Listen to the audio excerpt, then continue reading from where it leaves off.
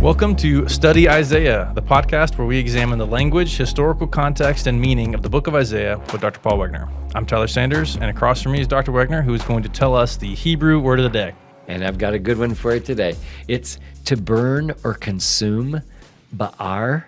And what's interesting is we started last week, if you remember, talking about that connection between chapters 2 through 4 and 5 through 12. Yes. So we've got those two sections, but remember, even you had talked about how it looks like the seam is at the end of chapter 4, Right. Which is true. And so why is it not at the end of chapter 12 Where we it would should expect be? it. Exactly. Yeah. So, and the answer is that I think that he didn't want to break up the unit. He's got, I call it an envelope pattern, where it starts with the future, ends with the future in chapter 2 through 4, and then in between you had what the present Israel was like, and then right in the heart of it, in chapter 3, verse 14, it had that word consumed or burned. Let me read it for you. The Lord enters into judgment with the elders and princes of his people. It is you who have devoured the vineyard. That word devoured is that word to burn or consume or that. So it's that's then going to connect it to chapter 5, where in verse 5, he actually says, "Now let me tell you what I'm going to do to my vineyard. I will remove its hedge, and it will be consumed." There's that word again. Where it's going to be devoured, whatever. So it's the word ba'ar, and it means to burn, to consume, to devour. So that's our word for today, and it means to basically let Israel or his vineyard be destroyed. Yeah. And it's an important one, like you said, because it's connecting chapters 2 through 4 and chapters 5 through 12. Exactly. Right? Yep. Now, that's interesting because when we get into chapter 5, there's another connection at the beginning of chapter 5, right? Chapter 5 also connects to chapter 12. Yes. Let me go to the next one. Remember our introductions? Yeah. So I've got one in chapter 1, one in chapter 2, and then one in 13. So we're between these two introductions now. We're from chapter 2 through 12 is what we're going to be talking about. And last time we talked about the first section. Yeah. This time we're going to talk about the second section. Okay? Or at least part of the second section. Yeah. So there's my diagram to help you see where we are. So what we want to do today is show that connection, okay? 3:14 connects it to what he's going to do to the vineyard. But for a minute, let's just talk about this. This Song of the Vineyard it starts telling about how bad Israel is. It ends with a song of thanksgiving, telling that God has delivered them and has restored them, and they're his people and taken care of them again. Yeah. So that's how. So it starts with the Song of the Vineyard, them being really bad, works all the way up to this song of thanksgiving. And it's interesting because then we've got 6 woe oracles and a woe oracle at the end. So we've got those matching up. Then we have something called the Uplifted Hand Oracle. That's basically what I call it, but it says that God's hand is still uplifted, ready to come down and punish them some more. Yeah. And there's 1 in the first part and 4 in the second part. And then before I tell you that, those Uplifted Hand Oracles, I've never found them in any other book.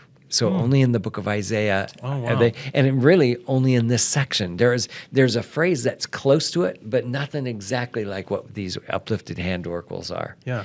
And then in the middle, that's why this palistrophe this was the first one I saw, and it seemed to me so clear. But right in the middle is this Isaianic memoir, which most of it's in first person, and it's telling how how God is going to use Isaiah to help deliver the nation. Yeah. He's going to have the message and tell him what God's going to do to him. And that's the center of the palistrophe. Yes. The kind of pulls it all together. Yeah. Well, everything builds towards it, I think. Yeah. Just like in that chapter 1, do you remember we had Jerusalem was started out really good, then went really bad, and then God stands up to talk, and then God reverses it. Yeah. So it's similar to that one, only this one I think is really, really clear too. Yeah.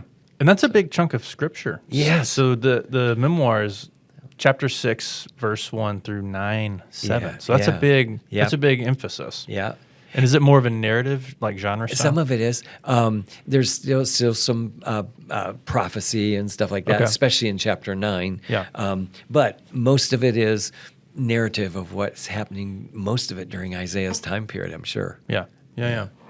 And the other pieces we'll be looking at, these other kind of parts of the palistrophe, the more Yeah. edge pieces, Yeah. we're going to cover a variety of genres, I'm assuming, in these too, right? Yeah, Woe Oracles are a little different than, the Song of the Vineyard is kind of unique. And there's only one other place that talks about a song. And this one's talking about how the vineyard is so bad. That one is going to be how God has restored the vineyard. Yeah. So there's only two places that talk about a vineyard Yeah. in the book of Isaiah. And then yes, these Woe Oracles are a little different. And then Yeah. the Uplifted Hand Oracles are a little different. Okay. Yeah. All right, should we get into it? Let's get into it. All right. The Song of the Vineyard, starting in chapter 5. So let's go to the text and see what it says. Let me sing now for my well-beloved a song of my beloved concerning his vineyard. I think it's kind of interesting. Notice later on you're going to find out that God is the beloved. But it makes it really unclear who's talking here. So this is Isaiah, I assume, talking about his beloved who is God. But he doesn't want you to know that yet. He wants you Right. to, at this point, think, oh, okay, here's a guy that owns a vineyard, and it's a friend of this guy's. Yeah. Okay, all Yeah. right. So that's how it's starting. Now it says, my well-beloved had a vineyard on a fertile hill. That's actually kind of neat. It's a hill of fatness, and it's from the word oil. Israel's got some real fertile ground, so I think that's what it's saying. They've got this fertile hill, so this guy's got this, this vineyard on this great. It's a great place for it. Yeah, so Yeah. you couldn't get any better. Yeah. Okay. He dug it all around. Oh, one other thing that's kind of neat is it calls it a horn. It almost pictures like a horn sticking up out of the ground. So that's where you get this hill of fatness. It's talking about a horn of fatness. Huh. Kind of interesting. Interesting. All right. All right, so he's got this fertile hill, and he's got a vineyard there. He dug it all around, removed its stones, and planted it with the choicest vines. So basically, so far, he's done virtually everything he could to make sure everything works well. He built a tower in the middle of it, and he hewn out a wine vat in it. Notice in the verse 2, it says, and he even hewn out a wine vat in it. My guess is that doing that was probably a little special, and so maybe people shared wine vats instead of having one for each vineyard. Oh. So this guy, he went way out overboard. And I assume the people listening to this are saying, oh man, he did even that? Right. So the idea that He's really invested here. yeah, exactly. All right. And he hewn a wine vat in it, and then he expected it to produce good grapes, but it produced only worthless ones. That word for worthless ones is it means little sour wild grapes. Yeah. It's like not good for anything. It's like you put all this time and money into this, and then you get that kind of a return. Yeah. So I'm sure once again the people in Israel would have known this makes perfect sense to them. Yeah. This song because they lived this life, and so Yeah. it'd be something that they'd be so used to. All right. Verse 3, and now, O inhabitants of Jerusalem and men of Judah, judge between me and my vineyard. What more was there for me to do for my vineyard that I have not done in it?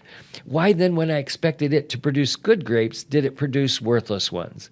See, I can see the author purposefully pulling this out of them, saying, man, you see what's happened? This guy's given everything, invested so much, and now look what happens. Yeah. And so I think he's this is a lot like Nathan and David, Yeah. where he tricks him into thinking, Yeah. this little farmer had this ewe lamb and he Right. nurtured it and all that, and then he says, well, you're the one, David. You're the Yeah. one that's done that. Yeah. I think that's the same thing that's happening here. He's drawing him into the story, but now look at verse 5. So now let me tell you what I'm going to do to my vineyard. I will remove its hedge, and it will be consumed. And remember, that's our That's word. our word. Yep. Ba'ar? Bar, yep. Ba'ar. Yep. Good. I will break down its wall, and it will become trampled ground. I will lay it waste. It will not be pruned or honed, but briars and thorns will come up That's interesting. That keep briars and thorns. That phrase happens about 7 times, I think, in the book of Isaiah, talking about worthless land, basically. Yeah. Okay. I will also charge the clouds to rain no rain on it. Now, that might be the one place where you're starting to think, wait a minute, normal people can't tell the rain not to rain on it. Yeah. But I'm also thinking it's possible that a vineyard owner could almost like curse a ground and say something like, cursed be you, and don't let any rain fall on you. So, I mean, it is possible that that's the kind of thing they're thinking of. Yeah. And so that would make some sense. Yeah. All right, so here's verse 7 that's crucial. For the vineyard of the Lord of hosts is the house of Israel, and the men of Judah his delightful plant. Thus he looked for justice, but behold bloodshed, and for righteousness, but behold a cry of distress. Now the interesting thing, these last verses, when you see look for justice, but behold bloodshed, that really doesn't make a whole lot of sense to us. Okay, he got opposite of what he expected, right? But I think what is interesting, let me see if I've got it here. Look at, I think verse 6 is like the verdict. I will lay it waste and not take care of it and all that. Yeah. But then he looks for righteousness, which is mishpat, instead got bloodshed, mispak. Yeah. So it's a play on the words, Right. and that would have stood out for them. Yeah. And then he looked for righteousness, tzedakah, and instead a cry of distress, sa'aka. Yeah. So it's interesting how it's like a play on the words that they're using, and they would have caught that because they would have been listening to it in Hebrew. Yeah. Well, and this is a fairly poetic form, Yeah. too, right? As a song. Yep. Yeah. Exactly. So I mean, like people would probably be kind of keyed into Yeah. elements like. I mean, we would do that pretty naturally in English, but Exactly. especially if there's other things cluing us into like, Yep. you may be looking for other rhetorical devices. Yep. Yeah. Let's go back with just one more. This is that Song of the Vineyard. I'm going to summarize what he says. Yeah. So the owner did basically everything he could have done for the vineyard. The harvest was sour grapes or the worthless ones. What should the owner do? So actually in Israel, it's kind of interesting. Remember, they would go to the gate of the city and ask the people, the elders of the city, what people should, what's the decision that should be made. So here, that's probably what he's doing. He's asking these elders of Israel to make a decision here. What do they think he should do to the vineyard? Okay, I'm sure the listeners are saying destroy it. Now they don't say that, but I'm sure that's what they're thinking. It's implicit. With Yeah, the repeated question, I think. Yeah, why would you spend any more time on this vineyard if all you're going to get are these sour grapes? Yeah. Okay, and then comes the punchline: my vineyard is Israel, Yeah. and you're the ones that are acting like this. Yeah. So if you see, that starts this whole palistrophe off in a way that's kind of amazing. It's letting you know in a very pictorial way, but also in a very song. It starts with this song telling us what things are like and what Israel's like at this point. Yeah. So that's kind of neat. That's how the song or this palistrophe starts. Yeah. So now we've got the second part. Okay, we've already talked about that. Now we've got this song of thanksgiving. So on each end, we've got songs. Yeah. Okay? Well, let's go to chapter 12.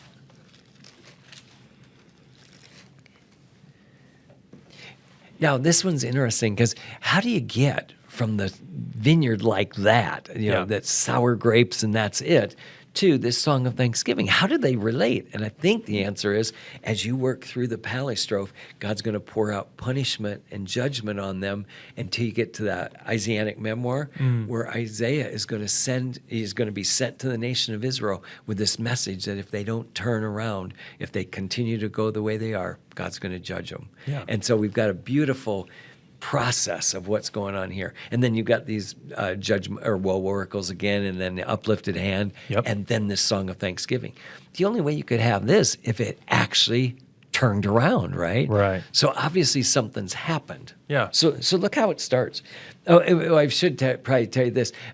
It's almost certain that this has phrases in it exactly like are in the Psalms. So it's probably almost certainly a song of thanksgiving, and it's got the same kind of terminology that's used in a song of thanksgiving. Okay? Okay. So in verse 1, then you will say on that day, and I think that's key. What day we talking about? Yeah. Well, it's got to be the day that, right before this, it talks about God sending his deliverer to deliver the nation, and then all the good things that are going to come about on that. And then it says, in that day that they've been turned around, now the remnant is going to sing praise to God. Yeah. Okay? So whenever it has that phrase, in that day, you should look and see, okay, in context, what day we talking about? Yeah. Okay?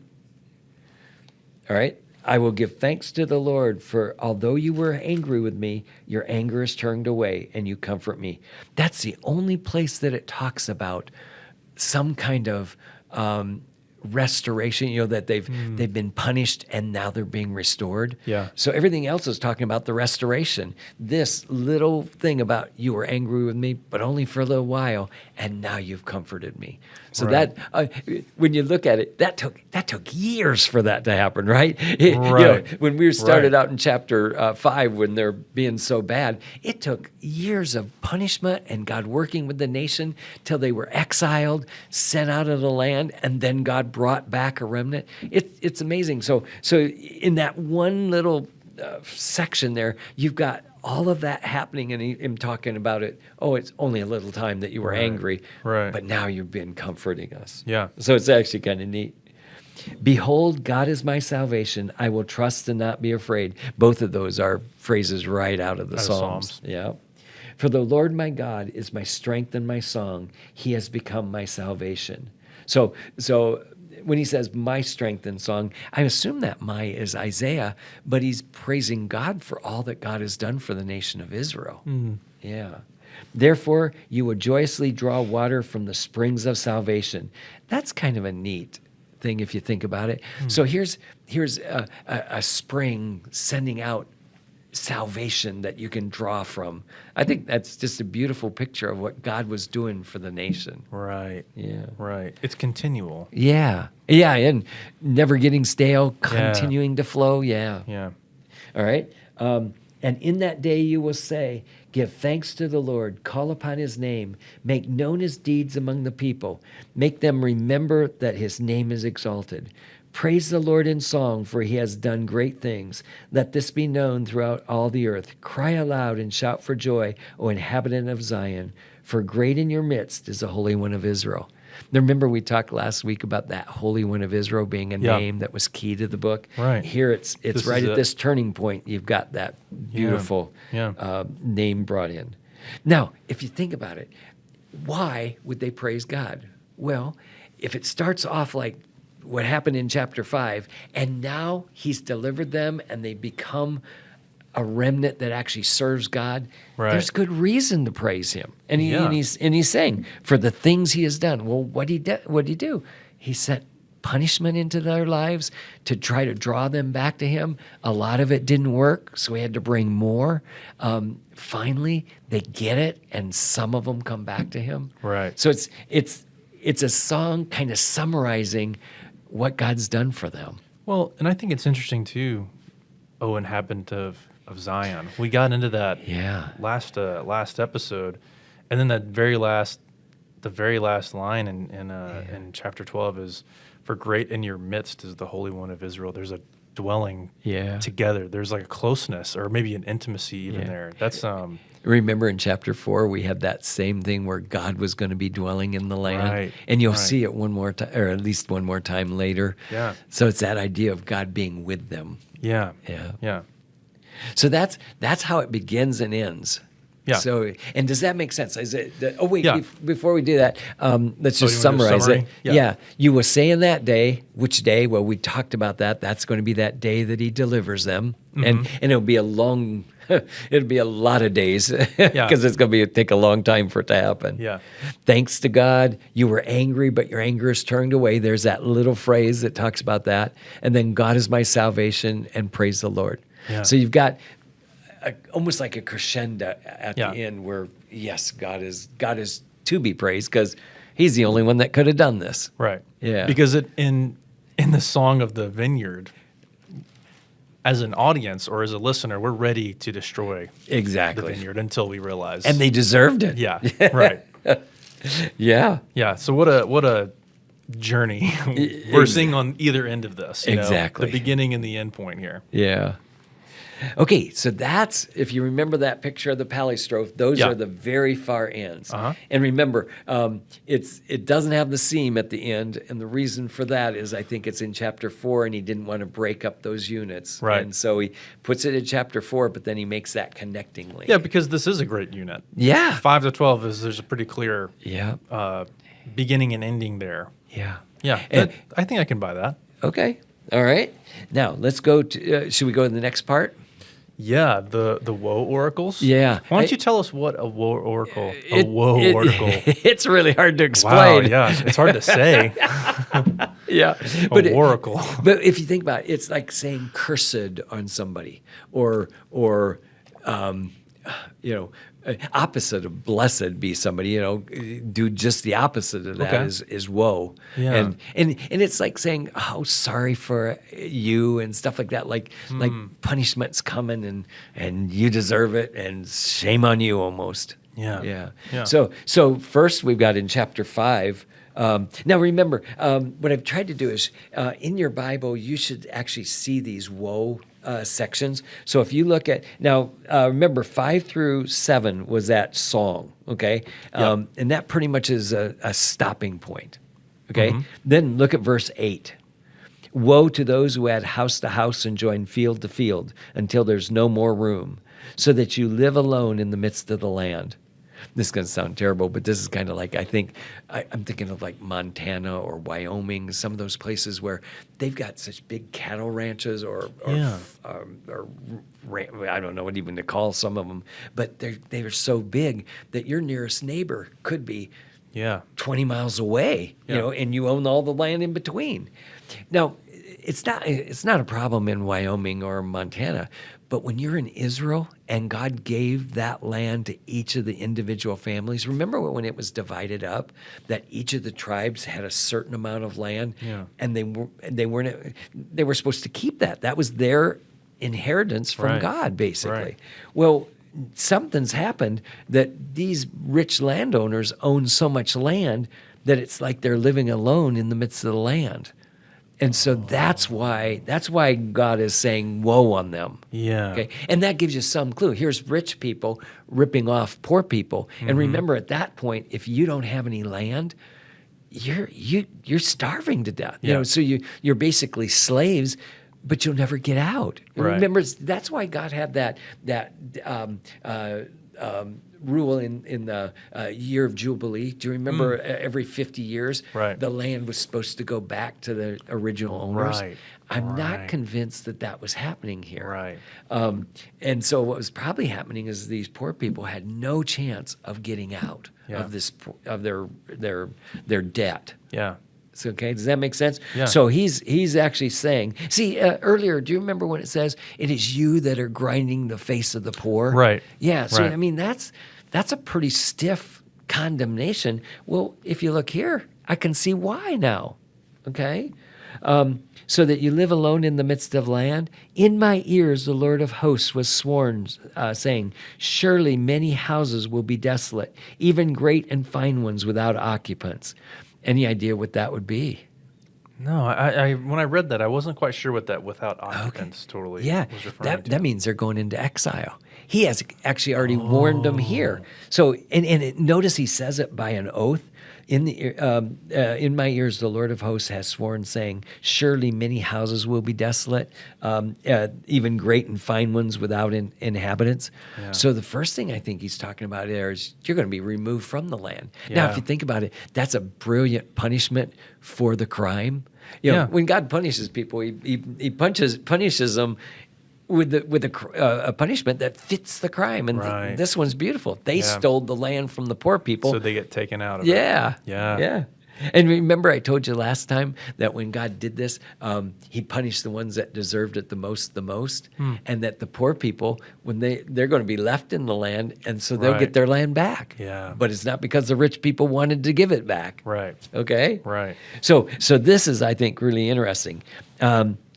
even great and fine ones without inhabitants. That's probably just reminding us how here's these rich people that have such nice houses, and guess what?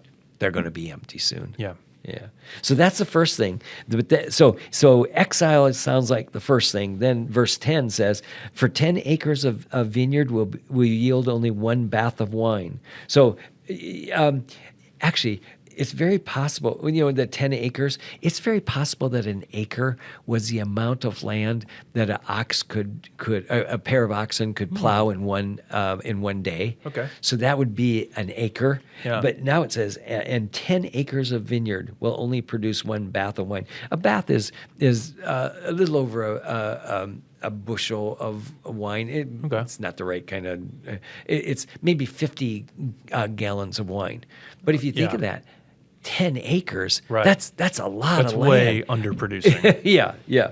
All right. And a homer of seed, homer was like 2/3 of a bushel, will yield only an eighth of grain. Oh no, I'm sorry. A homer is what they think what a donkey could carry on his back. Wow. So there was a amount of So a significant amount of seed. Okay, and an eighth is only 2/3 of a bushel.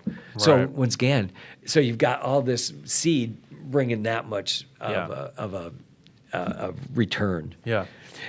Farmers couldn't live on that, right? If they're that would losing be- it that bad. Yeah. Okay. So you saw, first of all, they're going to be removed from the land, and then God's going to curse the land and punish it. Mm-hmm. So that's what that verse 10 was all about.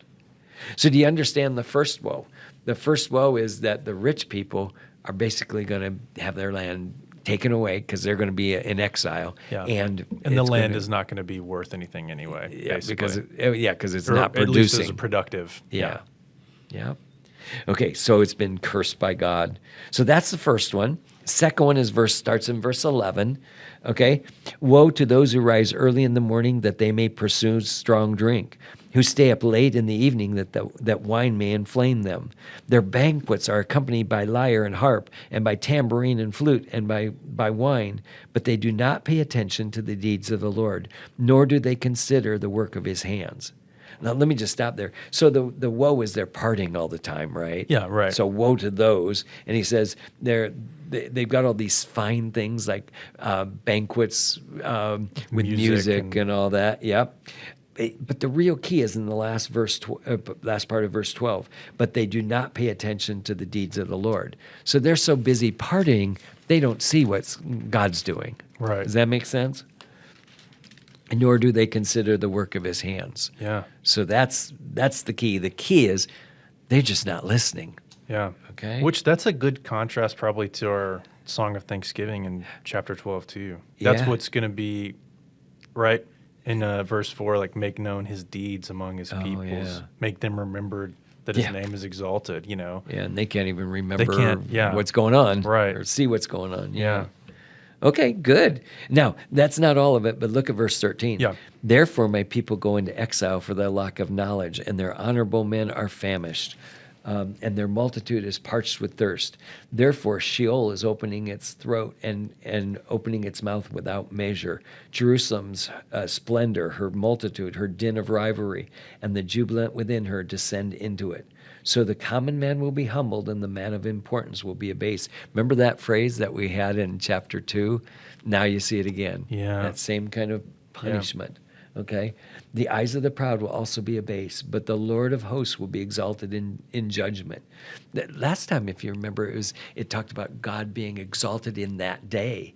So that day must be the day that they're punished. Yeah. Yeah. Yeah. The holy God will show himself holy in righteousness.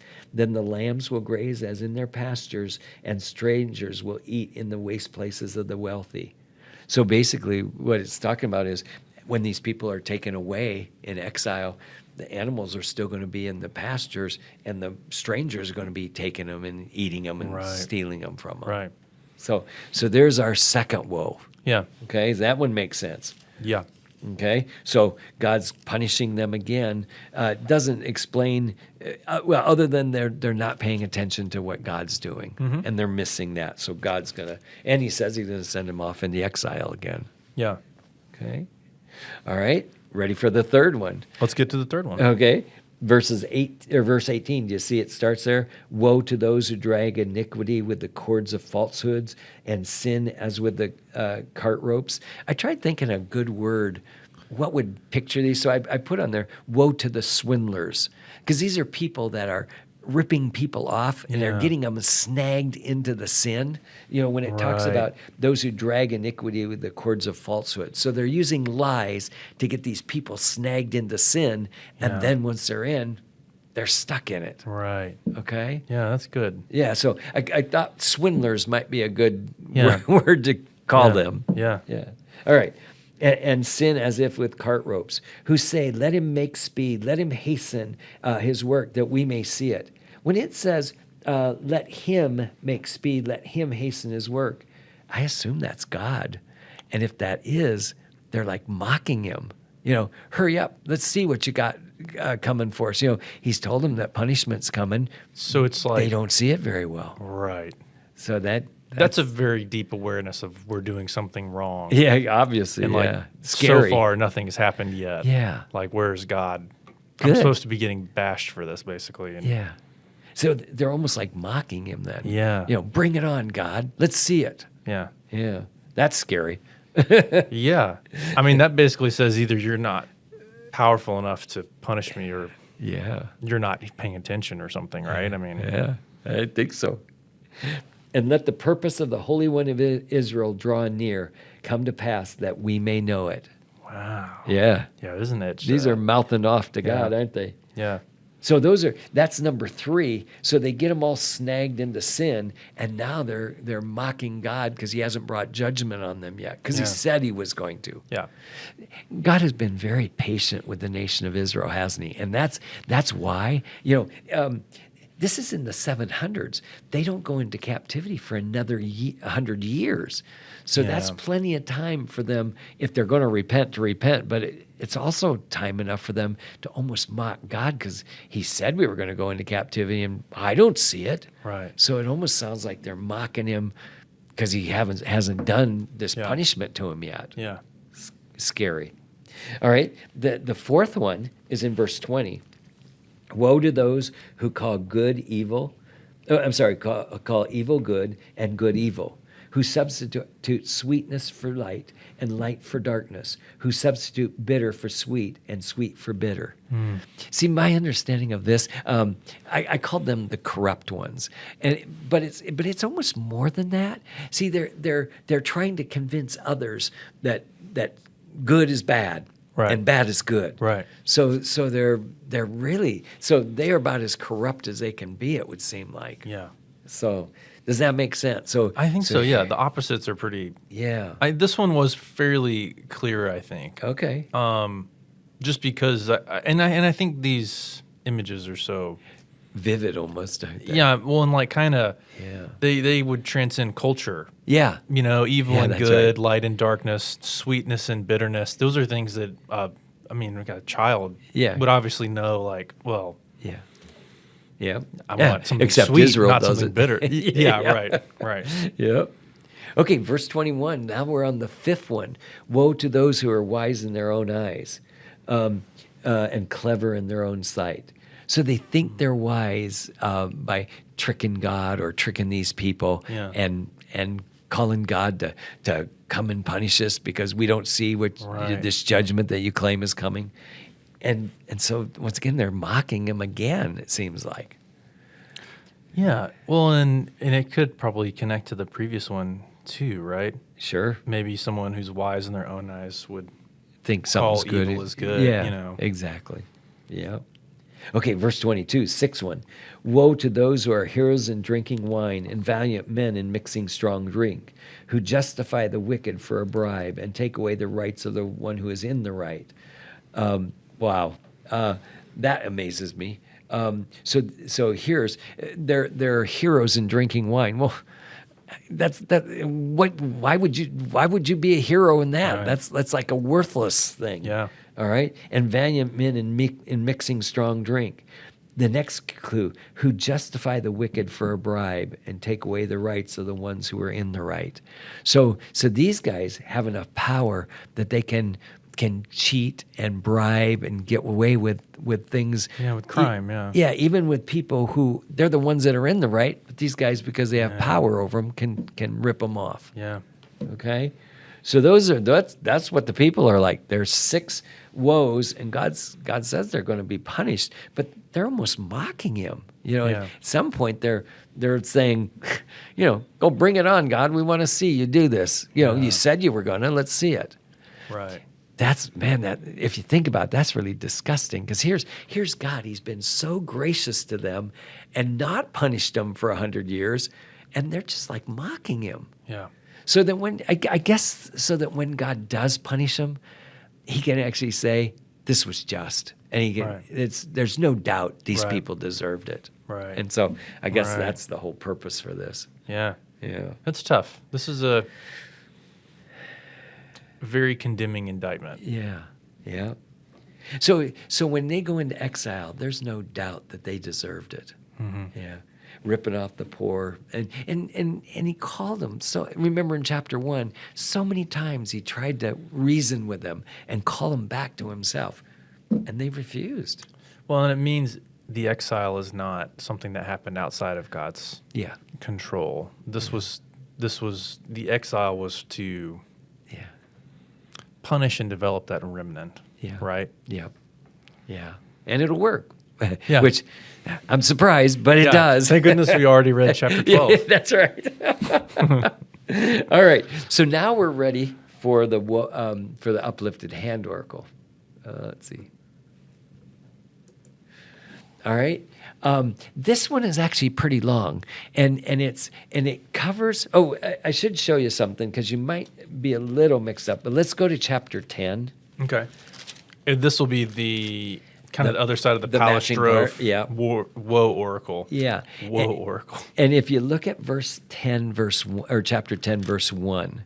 Okay. You might think that's where the Woe Oracle starts, because look what it says: "Woe to those who enact evil statutes." But look at verse 4 at the end. In spite of all this, his anger is not turned away, and his hand still stretched out. So that's still part of the uplifted hand oracle. Oh, yeah. Okay. So I'll show you that later. But that's because you might think that Woe Oracle in 10:1 is that. But look at verse 5. Woe to the Assyrian, the rod of my anger. So there's where the real Woe Oracle starts. Yeah. And this Woe Oracle goes all the way from woe on Assyria, okay, all the way to bringing God's deliverer in chapter 11. You're going to have God's deliverer come. But if you think about it, that's like the ultimate destruction of Assyria. Woe on them when the Messiah comes and destroys all wickedness. Yeah. So that's kind of interesting how it ends. It starts off with a woe in Assyria, but it ends with God's deliverer coming. Yeah. Yeah. So Israel, you remember, Israel's the one of them that part of the northern kingdom gets taken off into a captivity. Yeah. Well, one of these days, the wicked are going to be taken off into captivity. So it's almost like a picture of that too. Yeah. So. Yeah. Okay, this chapter is one of them I like the best. Okay. Okay, because it's got some beautiful images in it. All right, so woe to Assyria, the rod of my anger, the staff in whose hand is my indignation. Do you see what that's saying? What would be the rod? Why would Assyria be called the rod of my anger? Well, it's what he's using to punish, right? Exactly. Yeah. So basically what it's saying here is that Assyria is my tool. It's my rod, or later on he calls it the staff in whose hand is my indignation. So he's actually using Assyria to punish his people. Yeah. Okay. So and now we're saying woe to. Yeah. And it's going to tell us why too. Yeah. Okay. Yeah. All right. Look at verse 6. I sent it against the godless nation. So that means it's calling Israel a godless nation. Right. So that gives us some clue. All right. And I commissioned it against the people of my fury. So he's angry at Israel because of their sin. Yeah. Okay. To capture booty, to seize plunder, to trample them down like mud in the streets. I would have thought that's pretty serious punishment. Trampling them down like mud in the streets. Yeah. So God gave them pretty good breadth of what they could do to him. Yeah. Okay. But look at this, verse 7. Yet it does not so intend, nor does it plan so in its heart, but rather its purpose is to destroy and cut off many nations.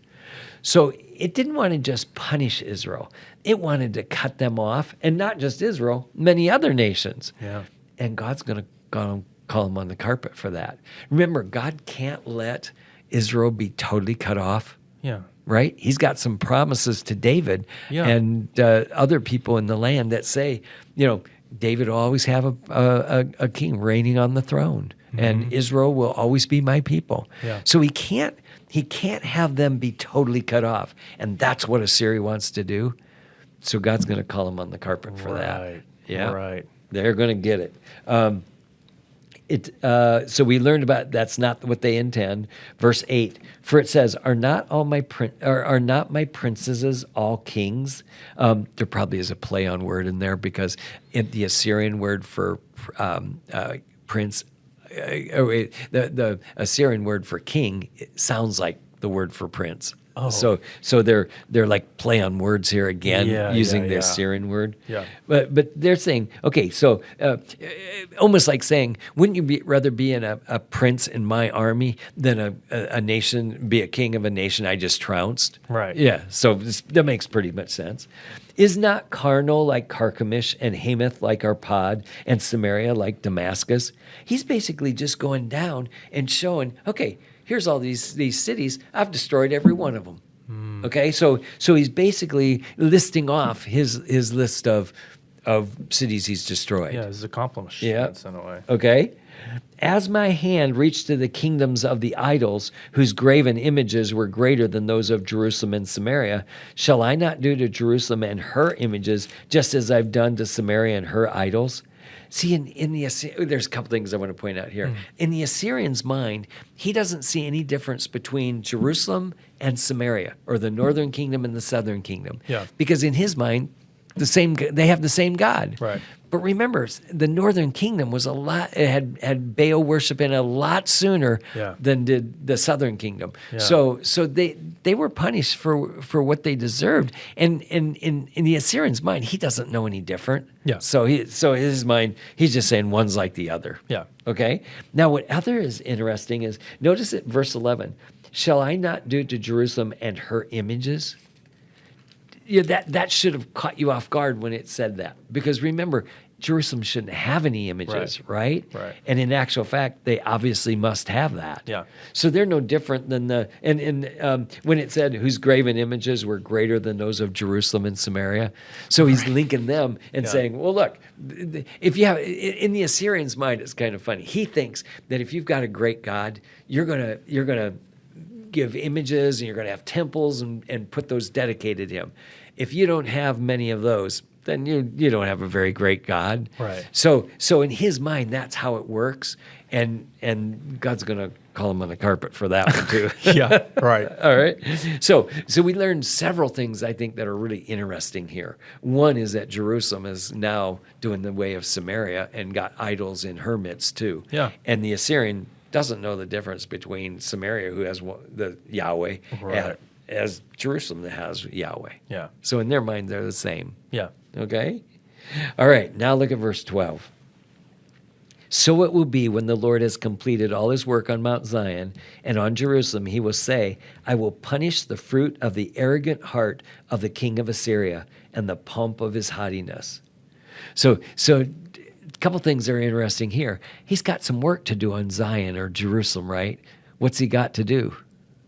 Well, he's got to develop a remnant out of it. Okay, right? so he's got to punish them for their wickedness, so that remnant will come out, right? Yeah. So that's his work that he's got to do. Yeah. So he's letting the and Assyrians, it's not done. Yeah, right. So he's letting the Assyrians punish them to a certain extent, so it'll bring that remnant about. But then he says, "But when I'm done, Assyria better watch out." Yeah. Okay? Yeah. All right. For he has said, by the power of my hand and by my wisdom I have done this. For I have understanding, and I've removed the boundaries of the peoples and plundered their treasures. So he's basically, again, thinking he was the one that did this. Yeah. And that he's just the rod. Yeah, we were told already that God's just using him. Yeah. Okay? Yeah. And like a mighty man, I will bring that. I think this is funny. That word, a mighty man, there is the word a deer, I believe. And the other word is a beer. No, I'm sorry. This one is the word a beer, I think. And the other one is a deer. So it's almost like a play on words again. Mighty man. God is going to be called the deer, the real mighty one. This is here as he's thinking he's the mighty one. Right. A beer. Okay. So it's again a play on words. And so like a mighty man, I brought down their inhabitants, and my hand reached to the riches of the peoples like a nest. And as one gathers abandoned eggs and gathered all the earth, there was not one that flapped his wing or opened its beak or chirped.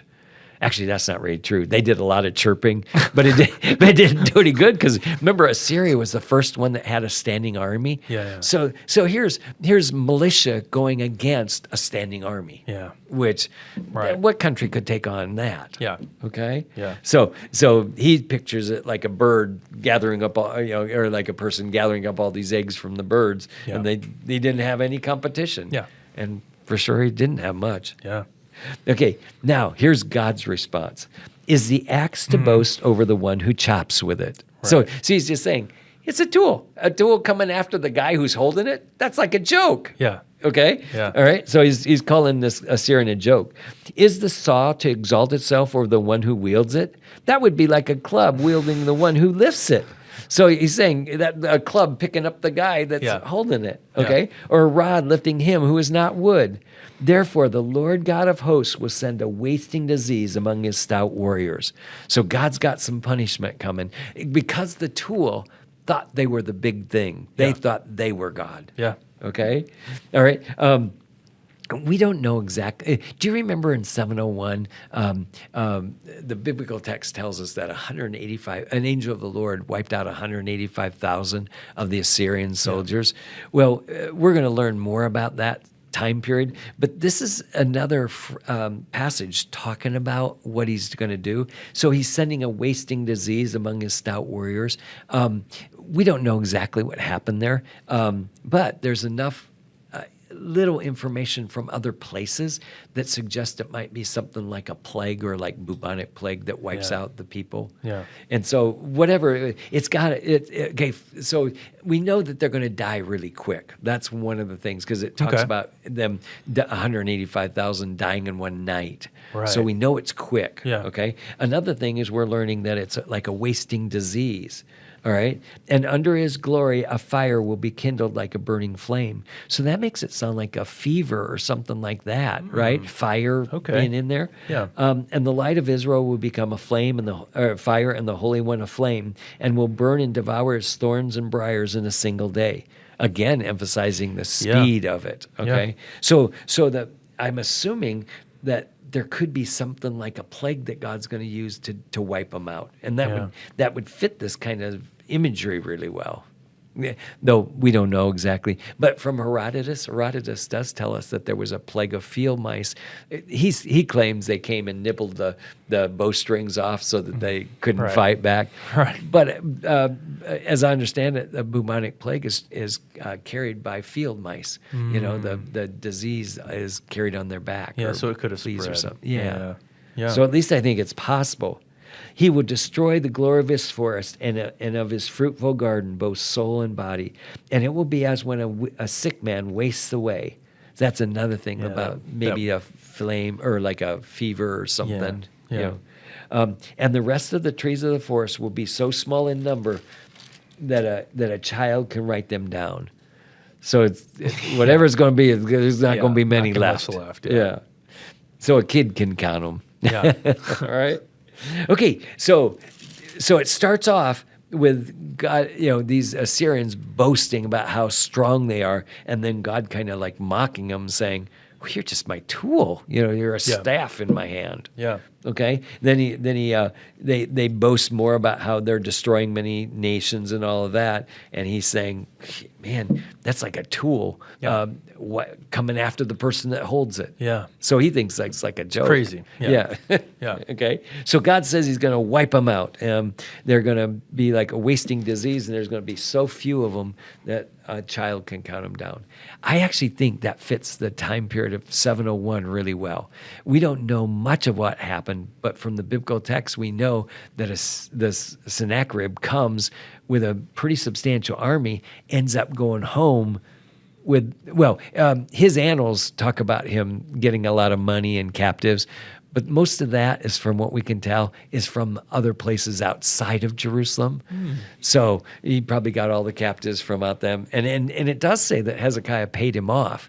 So he pays him all this money, so much so that he has to take the gold off the doors of the temple.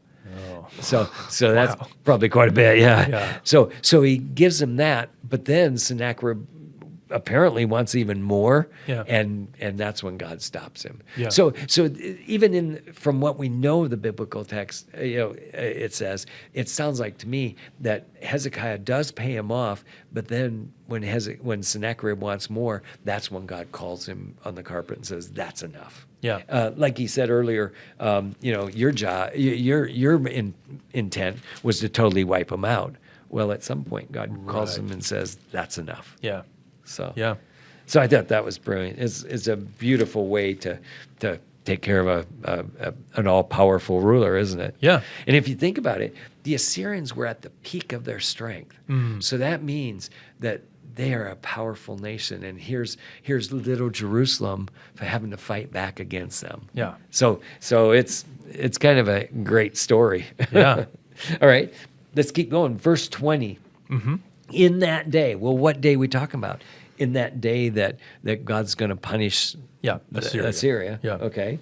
The remnant of Israel and those of the house of Jacob who have escaped will never rely on the one who struck them, but will truly rely on the Lord, the Holy One of Israel.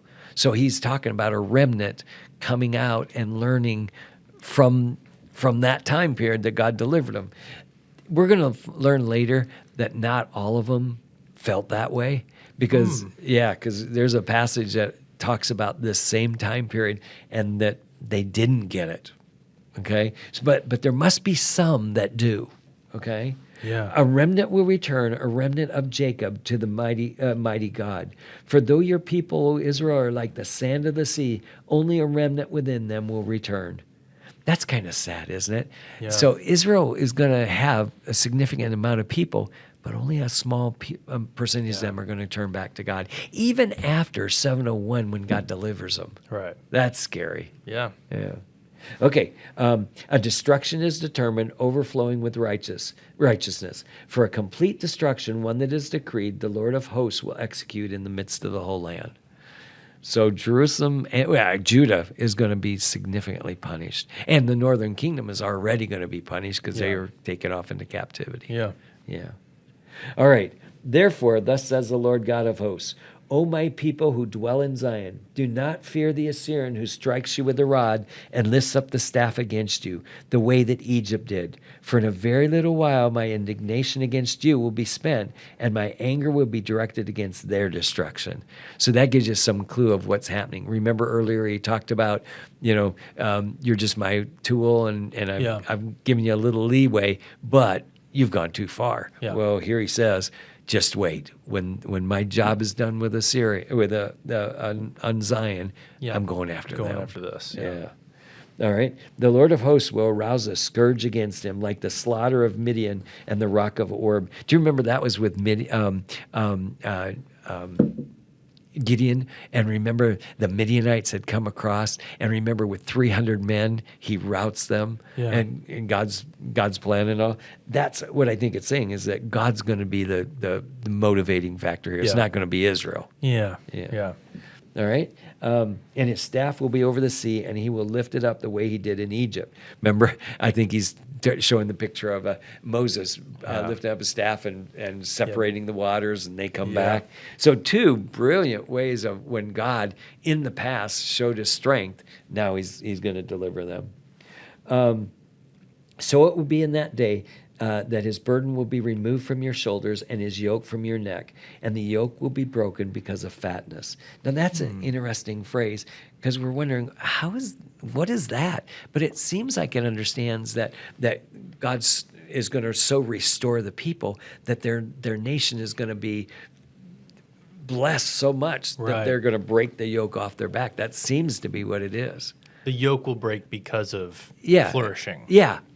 And in my mind, that can't be 701 because it's got to go beyond that. Because in 701, they were delivered, but they sure didn't totally wipe out all the other nations or anything like that. So I think it's called the prophetic perspective. And a lot of times it will look at the into the future and you'll see the mountaintops. Yeah. And you'll see those mountaintops, but they go off clear into the future and it's pictured against a certain time. Yeah. Okay? So I think that's what's going on here. Okay. Now, the next couple of verses are really interesting. And he will come against Aiath, passing through Migrum. At Michmash, he deposits his baggage. He will go through the pass, saying, Geba will be our lodging place. Ramah is terrified, and Gibeah of Saul fled away. So apparently, they're coming through. They're coming from Samaria and coming down. Okay, and that's not the way the Assyrians came in 701. They actually came around down the coast and then came in.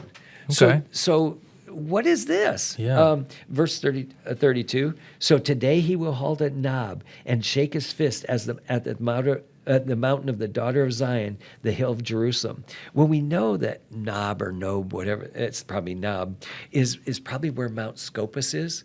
So it's on top of the hill, and it can look down on Jerusalem. So Mount Scopus has the University of Jerusalem is there, or Israel's university is there on Mount Scopus, and they can look down on the old city of Jerusalem. So he's probably looking there. And when he says he shakes his fist, that's a phrase we would understand to be like that. But I think instead it's probably a wiping away. So the hand going like that is probably more what they would have done. Yeah. So it means like away with Jerusalem. Yeah. So he thinks he's going to totally wipe out the nation.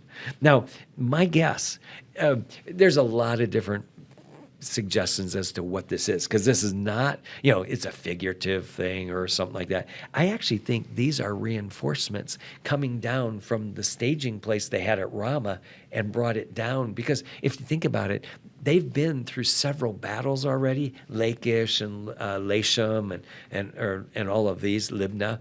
And my guess is that depleted at least some of their soldiers. Yeah. So my guess, when they get to Jerusalem, they want to now get reinforcements, get food and stuff like that. So that's what I think happened. These it's interesting. These cities, they go around the fortress cities. So they don't stop it. It seems like they're trying to get down to Jerusalem to reinforce their army. Yeah. So that's what I think it is. That's pretty interesting. Yeah. Now look at verse 33. Behold, the Lord, the God of hosts, will lop off the boughs with a terrible crash. Those who are tall in stature will be cut down. Those who are lofty will be abased. He will cut down the thickets of the forest with an iron axe, and Lebanon will fall by the mighty one. Remember, Assyrian thought he was the mighty one. Mm-hmm. Here's the real mighty one. This is that one that I told you that God is called the mighty one. Yeah. And notice it uses the word Lebanon for them, because at that point, Assyria pretty much controlled Lebanon. That was one of the reasons they came across, was to get the food and resource, or the money or the wood and resources from the cedars of Lebanon. Yeah. So the mighty one is going to fall. Okay, so Assyria is going to be cut off. Yeah. What I think is beautiful. Look at the next phrase, and a shoot will spring from the stem of Jesse. So you've got a picture of this tree falling. Yeah. But here Israel, one little shoot coming up. Okay, so what they thought they had destroyed Israel is going to come back and be that shoot. And then now and notice it's from the stem of Jesse. My guess is it's telling us it precedes even David. Right. And I think that's important for the message. Yeah. And then it's going to talk about this deliverer. So this deliverer, he's going to be and a branch from his roots will bear fruit. The Spirit of the Lord will rest upon him, the Spirit of wisdom and understanding, the Spirit of counsel and strength, the Spirit of knowledge and the fear of the Lord. And he will delight in the fear of the Lord. He will not judge by what his eyes see or make decisions by what his ears hear, but in righteousness he will judge the poor and decide with fairness the afflicted of the earth. He will strike the earth with the rod of his mouth, and with the breath of his lips he will slay the wicked. Also righteousness will be a belt around his loins, and faithfulness a belt around his waist. I wanted to get there because all those 5 verses talk about the character of this deliverer. Yeah. Now, no doubt, I believe this is the Messiah. So he's going to do all these things, and he's going to be the one that has the spirit of counsel, the spirit of knowledge, and all that. But he's going to do it in righteousness and in justice. Yeah. Okay, so that seems like it's talking about the character of this deliverer. The next part is going to be talking about his kingdom. Look what it says: and the wolf will dwell with the lamb, the leopard would lie down with the young goat, the calf with the young lion, and fatling together, and a little boy will lead them. The cow and the bear will graze, and the young will lie down together. A lion will eat straw like the ox. So and even better, the nursing child will play by the hole of the cobra, and a weaned child by the hand of the viper's den. So here, everything that was dangerous is now peaceful. Yeah. And these animals laying together, and a little boy leading these animals, these wild animals. So this gives even better. Look what this last says. Verse 9 is like a summary, but it's a beautiful summary. They will not hurt or destroy on all my holy mountain, for the earth will be full of the knowledge of the Lord as the water covers the sea. I don't know if you've ever tried to stop water from running all over, but all it takes is a little and it goes everywhere. Well, it's saying that's what the holiness of God, the righteousness, is going to be infiltrating the whole of the world. Unstoppable. Yeah. Yeah. It's amazing. Yeah. Now, so if this is talking about the deliverer, I believe it's gone past 701, right? Because as far as I know, God didn't set up his kingdom at that point. It's not a kingdom of peace. A lion is not laying down with a lamb. Yeah. Okay. So this has to be them looking into the future. Yeah. Now, if that's true, then the next couple of verses are going to explain that even more. Yeah. In that day, remember? The phrases. Yep. Yep. In that day, the nations will resort to the root of Jesse. That same thing that was talking about the earlier. shoot. Yeah. Who will stand as a signal for the people, and his resting place will be glorious. So at that point, it sounds like nations are coming to him, right? Yeah. So, and he's going to stand for a signal for the peoples, for them to come to him. All right. Then verse 11, in that day, and it will happen on that day that the Lord will again recover a second time with his hand the remnant of the people who remain.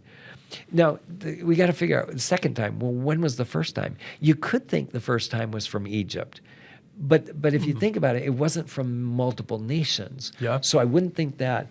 My best guess is them coming back from Babylon. Because if you remember, Babylon sold the Israelites off to other countries too. Oh, right. So when it says it will come back from many nations, he will recover a second time, a remnant who remain from Assyria, Egypt, Pathros. So it's not just Egypt. So I think this is talking about the Babylonian captivity, but now that's the first one. The second one will be from everywhere, I think. So this is the remnant being drawn from all places. And I think that's why you've got all these names here.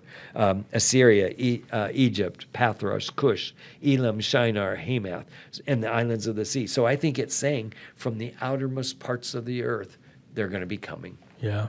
Okay?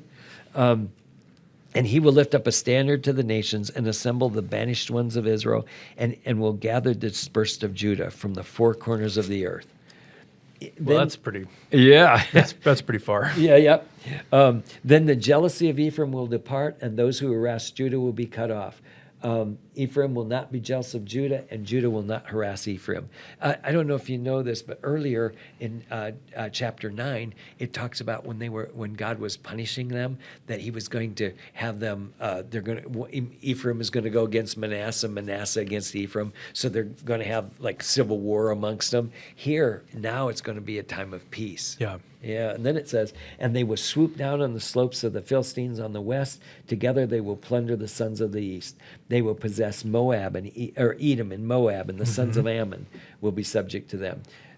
In a minute, we'll talk about this. Let's get to the end here, though. Yeah. And the Lord will utterly destroy the tongue of Egypt, the tongue of the sea of Egypt, and he will wave his hand over the river with the scorching wind, and will strike it into 7 streams, and make men walk over dry shod. When it says the tongue of the sea of Egypt, I think that's talking about the Red Sea. So it'll be parted. You know, when it talks about the tongue, if you think of it, it sticks up into that area. So I think it's a figurative term, but it means he's going to make it so that they can come back. So from Egypt all the way back to Israel. All right. And there will be a highway from Assyria for the remnant of his people who will be left. There, just as there was for Israel in the day that they came out of the land of Egypt. So there's a way. Yeah, this is a picture talking about Israel coming back, this remnant coming back from all nations, I think. Yeah. So you've got Assyria, you've got them from Egypt. Both of those would be enemies of Israel at this point, and they're bringing them back from there. Yeah.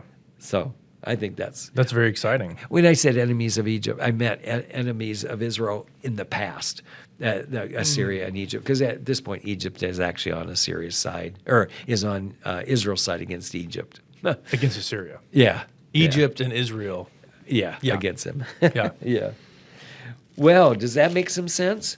I think so, yeah. So all of this is that Assyria being punished. Well, let's go over it. Woe to the Let's summarize Assyrian. it. We've got that 5 through 19. The remnant of Israel will return to God, 20 through 27. Assyria will fall, and that was where that tree, being chopped off. Okay, and then Israel will rise again, 11 through starting 1 with through 6. The shoot of Jesse. Mm-hmm. So that's a big Woe Oracle, but it goes over some really important stuff. Yeah. And Okay. again, in the palistrophe, this is functioning as the counterpoint to our, 6 Woe Oracles? Yes. Right? Yep. Yeah. So there was 6 there, only 1 here. Mm-hmm. We have a song and a song, Yep. beginning and end, and then the next 2 things that are getting closer to the center. Yeah. 6 Woe Oracles, basically against Israel, right? Yeah. Yeah. Yes. And then 1 big Woe Oracle. Against Assyria. Yeah. Yeah. Yeah. Okay, good. Well, that's probably about as far as we can get this week. Do you think? I think so. So, and next week we'll be looking at the next set of oracles. Yep. There are going to be The 2 uplifted hands is what you call Yes. it? 2 uplifted hand oracles that are, there's going to be 4, 1 in the beginning and then 4 at 4 the at the end. Yeah. Okay. So we'll see that. But this is helping us to see the structure, I hope. Yeah, I think so. Yeah. Yeah, this is probably not the most natural way for modern readers to approach it. I think this is very helpful.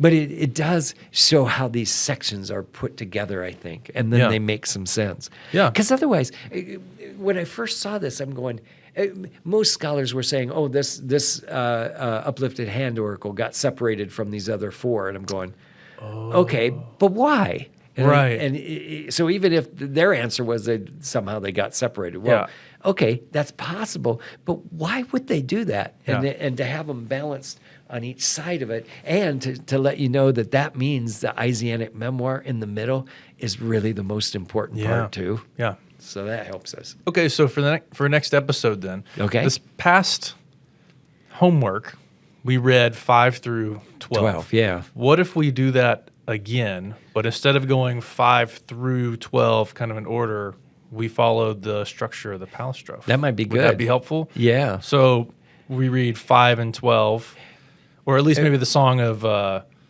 of the Vineyard and the Song of Thanksgiving tied together. And then those Woe Oracles. Then the 2 sets of Woe Oracles, and then the first set, and then the single Woe Oracle. Yeah. Then go further into the uplifted hand oracles. Yeah. And then read the memoir. I think that'd be great. Yeah, that'd be a good way to read it, I think. Yeah. Okay. Because then you'll see the structure better, I think. Yeah. That's perfect. Well, that's good homework, and I think that'll be a good read. It is a good chunk of. Yes. It's a good chunk to read. So and we're getting quite a ways through it now. Yeah, that was really good. We covered a lot, and we'll cover even more And more next time. Let me just remember I told you that chapter 1 basically explains, is probably the introduction of the whole book and pretty much explains what God's going to do. Yeah. Then 2 through 4 go over it again. Yeah. Now 5 through 12 is going to go over it even in more detail. So you just keep getting more and more and more detail of this. Yeah, more and more in depth. Yeah. Yeah. That's good. That's really good. Well, I think this is a great time to wrap up, right. and we'll see, or at least people will hear in the next episode. And so everyone who's here listening, thank you, and thank you again, Dr. Wegner, and be sure to join us next week as we continue to study Isaiah.